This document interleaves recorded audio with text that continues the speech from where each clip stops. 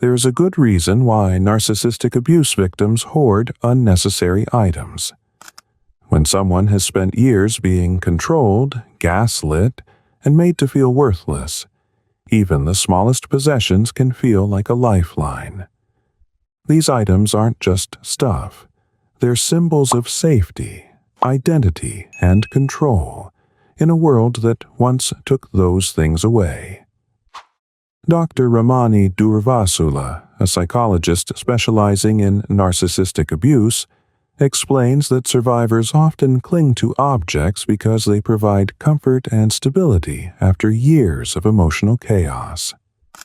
Today, let's dive into the reasons why narcissistic abuse victims hoard unnecessary items. Are you ready for number 1? Sense of control. When someone takes away your power, you start holding on to anything that still feels like yours. Narcissistic abuse strips away your sense of control, making even small decisions feel like a battlefield. When your choices are constantly criticized, you start to feel like you have no say in your own life. Dr. Craig Malkin, author of Rethinking Narcissism, explains that long-term emotional abuse creates a desperate need to reclaim control in any way possible.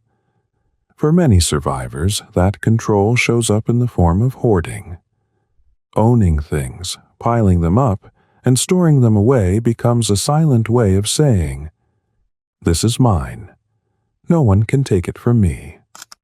A drawer full of old receipts or a closet stuffed with clothes you never wear might not make sense to others, but to you, it's proof that some decisions are still yours to make. Hoarding can feel like control, but it often becomes another kind of trap, keeping you stuck in survival mode. True control comes from knowing you have the power to choose, let go, and create a life that isn't defined by what was taken from you. Let's talk about number 2, sentimental clinging to the past. Sometimes the hardest things to throw away aren't just objects, they're pieces of who you used to be.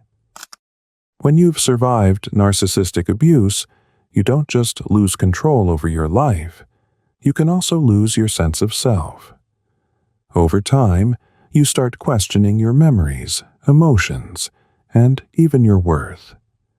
That's why certain objects like an old sweater, a childhood toy, or a worn-out book become more than just things.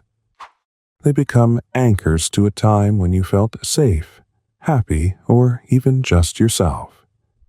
Dr. Bessel van der Kolk, author of The Body Keeps the Score, explains that trauma often disconnects people from their identities, leaving them searching for tangible reminders of who they once were. So, even if that old stuffed animal is falling apart, letting go of it can feel like erasing a part of your past. However, holding on to certain items can keep old wounds open. Healing isn't about forgetting, but realizing you don't need objects to prove your experiences or your worth. Let's move on to number 3, fear of scarcity. Narcissistic abuse isn't just emotional. It can be financial too. Maybe the narcissist controlled all the money, made you beg for basic needs, or constantly criticized how you spent a dime. Over time, this creates a deep-rooted fear that you'll never have enough.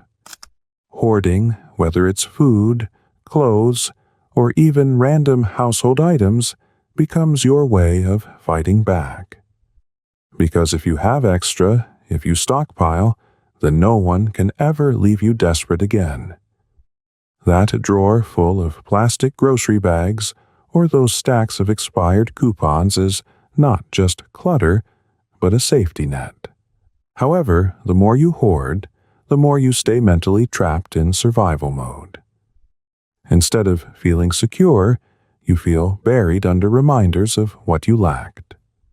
Trauma therapist Dr. Ariel Schwartz explains that People with a history of deprivation often struggle to trust that they'll be okay in the future. It leads them to hold on to things long past their usefulness. Remember this: you don't need to live in constant fear of running out. Real security doesn't come from stockpiling. It comes from rebuilding trust in yourself, your ability to adapt, and the fact that you are in control now. Now, let's continue to number 4, compensation for sense of self-inadequacy. When someone convinces you that you're not enough, you start looking for ways to fill the emptiness. Narcissistic abuse tears down your self-worth piece by piece. Dr. Carol McBride, author of Will I Ever Be Good Enough, explains that long-term emotional abuse leaves victims feeling fundamentally flawed, like they have to earn their worth. That's where hoarding comes in. If you were shamed for not having nice things, you might start collecting expensive clothes, fancy gadgets, or even stacks of books you'll never read just to prove your value. Even if the items don't truly make you happy, they serve as physical proof that you're not as less than as the narcissist made you feel. Here's the problem. No amount of stuff can fill the space where self-worth should be. The more you collect, the more you might feel like you're just covering up the pain rather than healing it. The key is recognizing that you were never inadequate in the first place. The narcissist just needed you to believe that so they could feel superior. Letting go of unnecessary items is more about shedding the false belief that your value comes from what you own. You shouldn't miss number 5. Emotional numbing through stuff. When you have been through narcissistic abuse, your emotions can feel too heavy to deal with. The pain, the anger, and the grief are all there, but facing it head-on feels overwhelming. That's where hoarding comes in. Instead of sitting with those painful emotions, you focus on things. Dr. Jonas Webb, author of Running on Empty, explains that emotional neglect can make people unconsciously seek distractions to avoid dealing with their wounds. Sorting through piles of clothes, collecting trinkets, or constantly reorganizing your space gives you something else to focus on. But here's the problem. The more you accumulate, the more trapped you feel. What started as a distraction becomes a new source of stress, yet letting go feels impossible. Dr. Robert T. Mueller, a trauma psychologist, explains that hoarding can serve as a protective layer, keeping people too busy to acknowledge their pain. Your pain is real, but so is your ability to heal. And that healing doesn't come from objects. It comes from allowing yourself to finally face what you've been avoiding. Are you still up for number 6? Guilt over discarding things. Narcissists have a way of turning even the smallest decisions into a moral crisis. Maybe you were told you were ungrateful if you didn't cherish every little thing they gave you. Over time, this conditioning sticks. As a result, you hold on to things not because you need them, but because letting them go feels wrong.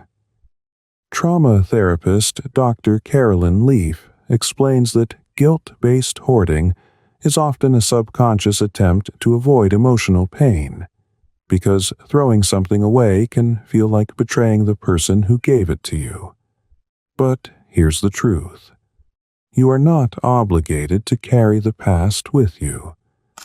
Your worth isn't measured by how much you keep, and throwing something away doesn't mean you're ungrateful. It means you're choosing freedom. Healing starts when you realize that you don't have to prove anything to anyone anymore. Your space, your rules, your life. Finally, we're down to number 7. Confusing stuff with stability. Narcissistic abuse is like living in an emotional earthquake. One moment, everything seems fine, and the next, your world is shaking. Maybe you never knew when the narcissist would explode, when love would turn into cruelty, or when stability would be ripped away. Dr. Judith Herman, author of Trauma and Recovery, explains that people who experience long-term emotional chaos often develop coping mechanisms to create a false sense of security. Hoarding is one of those coping mechanisms. Keeping things, whether it's stacks of papers, unused clothes, or random household items, feels like building a fortress against unpredictability. If you have things, then at least something in your life stays the same.